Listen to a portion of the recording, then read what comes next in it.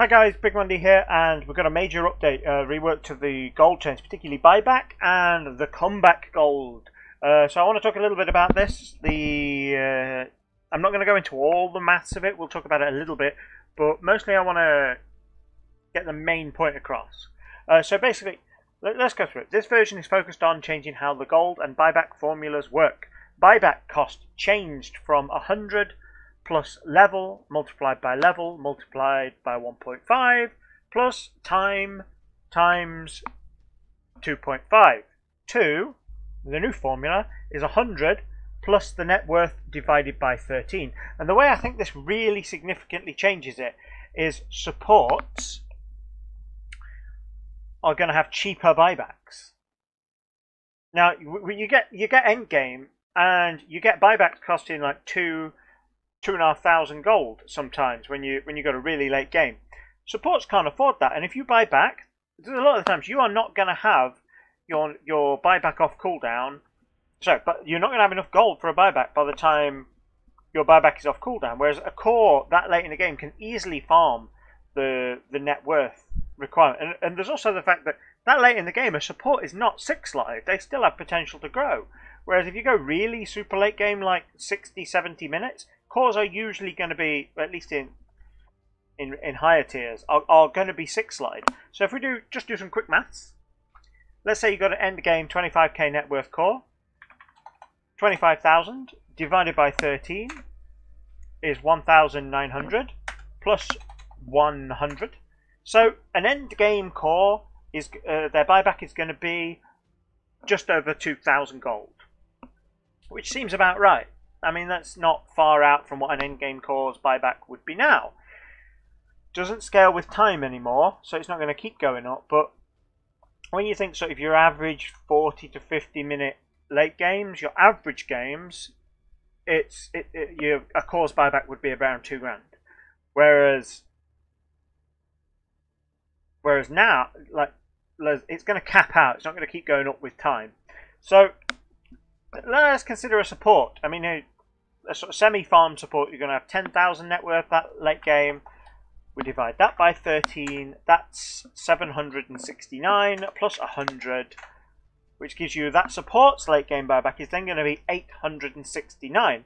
And this kind of feels like a bit of a gift to supports, but just bear in mind that gold takes much longer to farm as a support, and you're buying items for your team. So this patch is much fairer on supports. A lot of the time when you come to buy back on a support, you're looking at oh, it's going to cost me like 1,500 to buy back in this fight, and you're sitting like, no, please, I don't want to buy back because this money is going to take me 10 minutes to farm again. It's such a big deal to have to spend that much on a farm. But you think about mid game now, like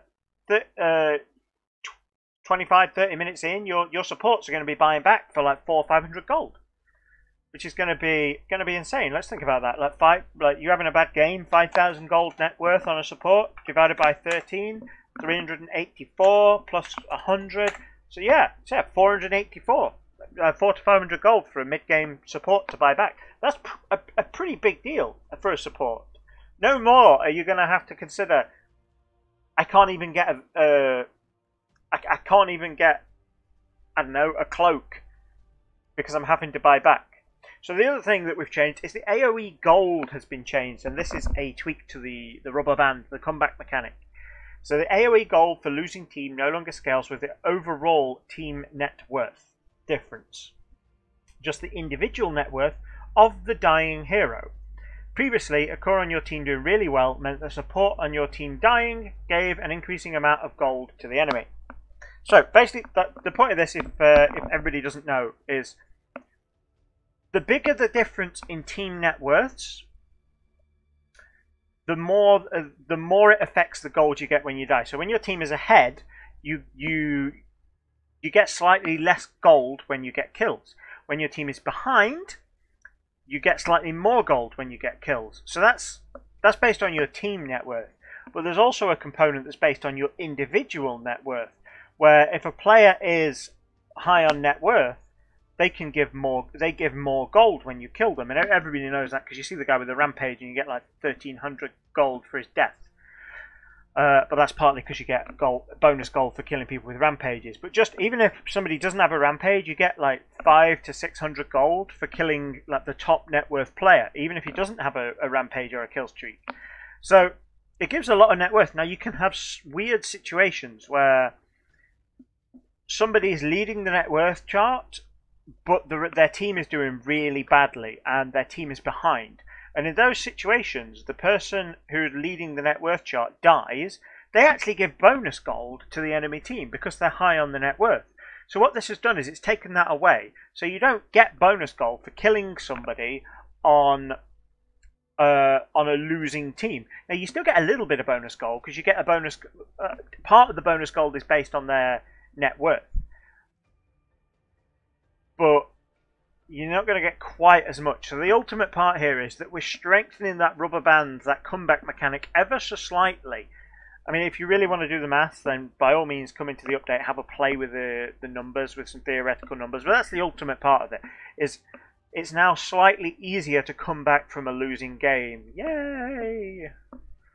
So gold multiplier based on the dying hero's net worth rank changed from 1.2, 1.1, 1, 0.9, 0.8. And this is what I was talking about a second ago. There's also a net worth rank for individual net worth, and you give slightly more gold when you are ahead. So you used to give like 20% more gold when you were ahead and 20% less gold when you were behind. That's based on your individual net worth, and that's been changed to 1.2, 1.05, 0.9, 0.75 and 0.6.